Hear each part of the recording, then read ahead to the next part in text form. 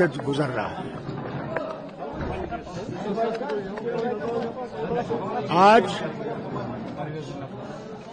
کچھ پتہ نہیں ہے کہ کل کیا ہوگا. دونوں ملک آج لڑائی کے میدان کے لیے تیاری کر رہے ہیں.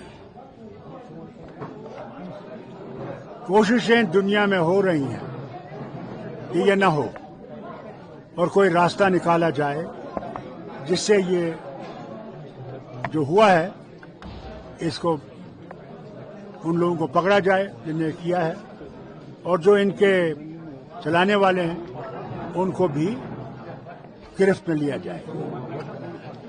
اب کتنا وہ دنیا کامیاب ہوگی اس کو روکنے میں وہ اللہ جانتا ہے. ڈاکٹر صاحب، جس طرح سے پاکستانی جو مقیم ہے یہاں پہ کافی ٹائم سے وہ یہاں پہ رہ رہے ہیں، ان کو نکالا جا رہا ہے، کیسے آپ اس واقعے کو دیکھتے ہیں؟ اگر حال فی الحال میں ہی کوئی آیا ہے ویزا پہ تو وہ تو انسان سمجھ سکتا ہے، لیکن بہت پہلے سے لوگ رہ رہے ہیں. ایز وی ہیو سین سر، میں تھوڑا سا ایڈ آن یہ بھی کروں گا، کٹھوا سے خاتون کو نکالا گیا ہے 70 سال کے بعد، جن کا ہسبینڈ پولیس میں نوکری کرتا تھا اور وہ پینشن لے رہی تھی، اب اس کو بھی دھکے مار کے نکالا گیا. دیکھیے، یہ میرے پاس نہیں ہے، یہ ٹوٹلی گورنمنٹ آف انڈیا کے پاس ہے. یہ سوال آپ کو ان سے کرنا چاہیے. جہاں تک میرا انسانیت کا سوال ہے، یہ ایسا کارروائی بہتر نہیں ہے. یہ انسانیت کے خلاف ہے. وہ یہاں 70 سال سے رہ رہی تھی یا 25 سال سے رہ رہی تھی یا 5 سال سے رہ رہی تھی. وہ یہاں تھے، اس کے بچے یہاں تھے، پڑھتے تھے. انہیں ہندوستان کو کوئی زخم نہیں دیا بلکہ ہندوستان کو قبول کیا. تو اس سے کوئی نتیجے اچھے نہیں ہوتے. بھارت پاکستان کا مستقبل آپ کیسے دیکھ رہے ہیں اس سچویشن کو لے کر؟ دیکھیے، پاکستان فیلڈ اسٹیٹ ہے،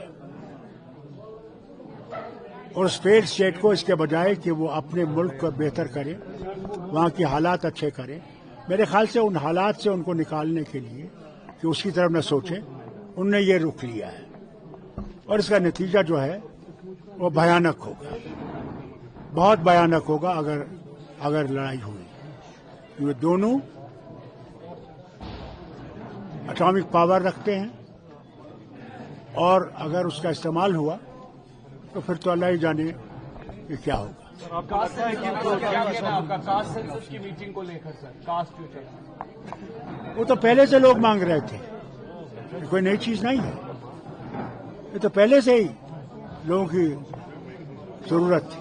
وہ چاہتے تھے کہ کاسٹ سینسس ہو، اور اچھا ہے. دیکھیے، سنیے میری بات، سنیے. ارے میری بات سنو نا پہلے.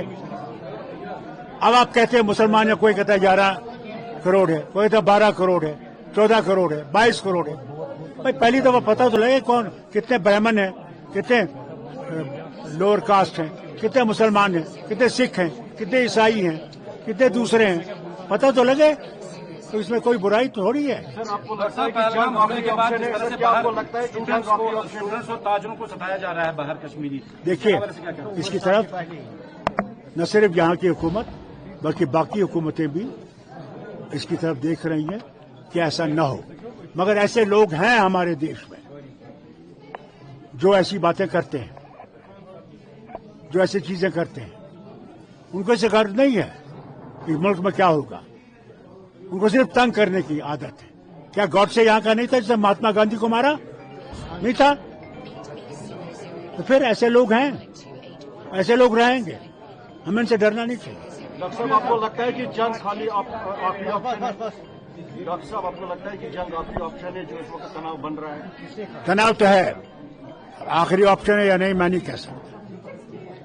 یہ تو دو ملکوں کے سربراہوں کو فیصلہ کرنا. As we have seen huge turmoil, no doubt about it.